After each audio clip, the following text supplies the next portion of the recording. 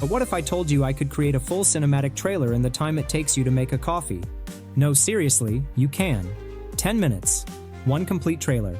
And I'm going to show you exactly how I do it. To do that, I will use the newest model of the Luma AI called Ray3.14. Let's see how fast it is, and what about the quality? Let's dive in.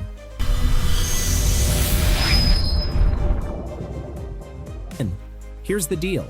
I've been creating AI video content for a while now, and my biggest frustrations have always been the same. Waiting forever for renders, burning through credits like they're going out of style, and getting results that are, let's just say, not quite what I asked for. Blurry faces, weird artifacts, styles that drift halfway through the clip. You know the drill. But Luma AI just dropped Ray3.14, and yeah, that's Ray3.14, like the number. And they're claiming it's 4 times faster and 3 times cheaper than Ray 3, with native 1080p output. So today, we're putting that to the test. Oh, and before we dive in, if you want to try this yourself, I've got the link to Dream Machine in the description and a QR code on screen right now. Trust me, you're going to want to follow along with this one. If you are new, just create an account, and you will be on this page. Now, to get started, create a new board or project. Okay, this is the Luma AI video and image generator interface. This is the prompt box where we have to enter the text prompt. Okay, so here's what we're building, a sci-fi cinematic trailer. I already have an idea and wrote all the prompts, and I am going to create the video with these prompts. The kind of thing that would normally take me hours to piece together, render, upscale, and pray it doesn't look like a fever dream. Let's see how the new Luma Ray3.14 model handles it. I am entering the very first prompt of my video, epic aerial establishing shot of a massive futuristic city at dawn. Towering skyscrapers disappearing into low storm clouds. Soft golden sunlight breaking through dark clouds. Slow cinematic drone push forward. Realistic scale. Ultra-detailed architecture. Moody atmosphere. High contrast lighting. Cinematic realism. Anamorphic lens look. After entering the prompt, if you want to add any image, you can do it from here. Next, you can enable the draft option. This is really an amazing feature. You can create multiple video clips in lower resolution and then pick the best one to avoid extreme credit burns. I already talked about this in this video. You can watch it from the I button. Now come to the settings. Here, you will find some options. Describe is to turn text prompts into a video. Keyframe to turn images into video clips. The reference option generates a video with a character or object reference, and modify option is to edit the video with Ray model. As I am going to generate a video from text prompts, I am selecting describe option. Next, you can select between image and video generation. After that, we have to select the aspect ratio. You will find several options. I am selecting 21:9. Next, set the video resolution.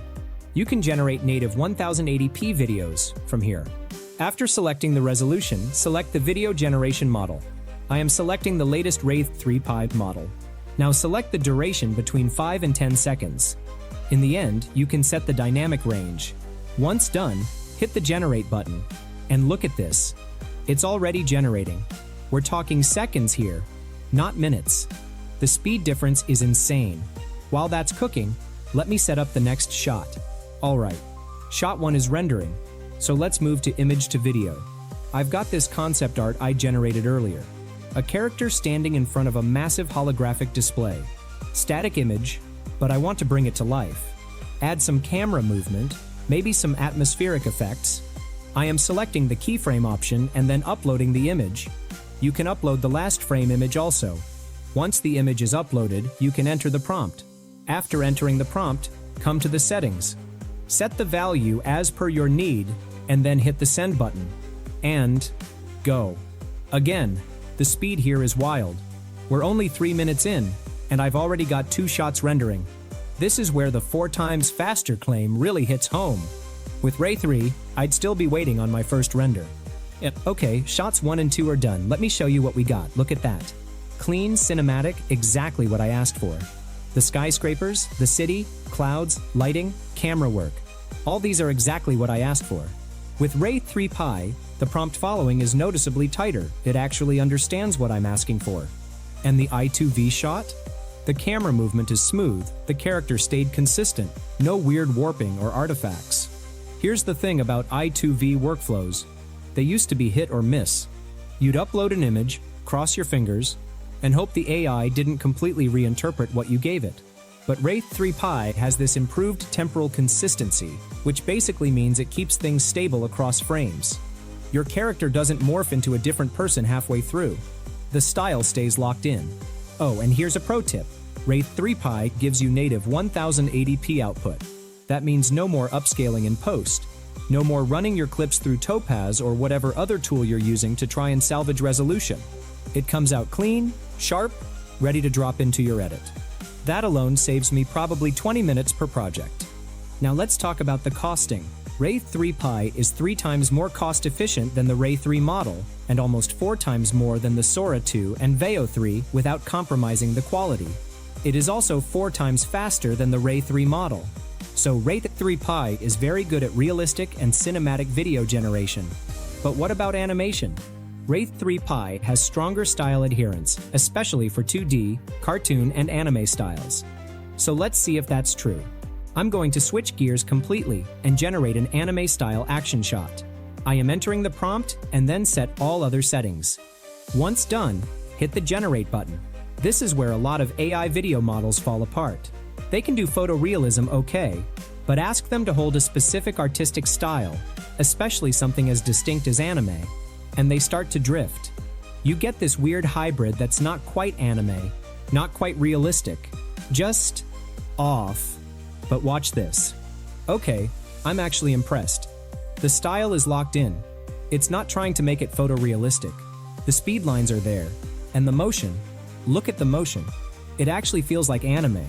The temporal consistency is doing work here, keeping that style stable frame to frame. Alright, now let's continue to generate our cinematic videos. I am entering the next scene prompt. After entering the prompt, I will set all the settings and then generate the video. Once the video is rendering, I am going to create another scene. The process is the same as before.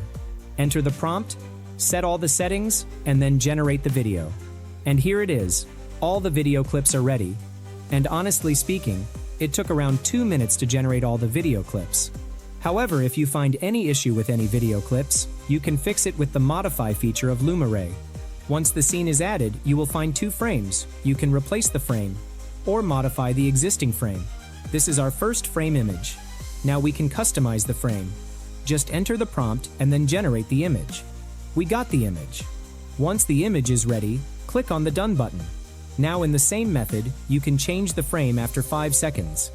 Now, enter the prompt here in this box and then set the settings. Once everything is set, hit the Generate button. Now here's the magic.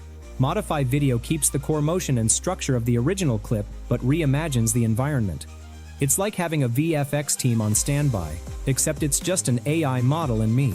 I already made a detailed video on the Modify feature in this video. You can watch it from the I button. This is where the cost efficiency really shines, by the way. Instead of burning credits on multiple full renders, I can iterate on existing clips. That 3 times cost efficiency?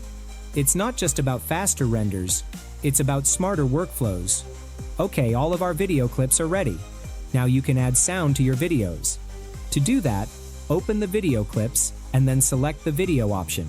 Now you can generate the sound effects. Okay, all of my video clips are ready. Now I can save them and edit with a video editor to make the final video. There it is. 10 minutes. 1 complete cinematic trailer. Native 1080p. Multiple styles. Iterations included.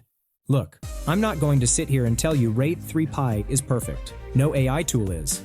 But for speed, cost, and quality, this is the best I've used. Period. If you're a creator who's been frustrated by slow render times, expensive credits, or inconsistent results, you need to try this. Links in the description. If you found this tutorial valuable, smash that like button and subscribe for more AI filmmaking content. Thanks for watching. See you next time.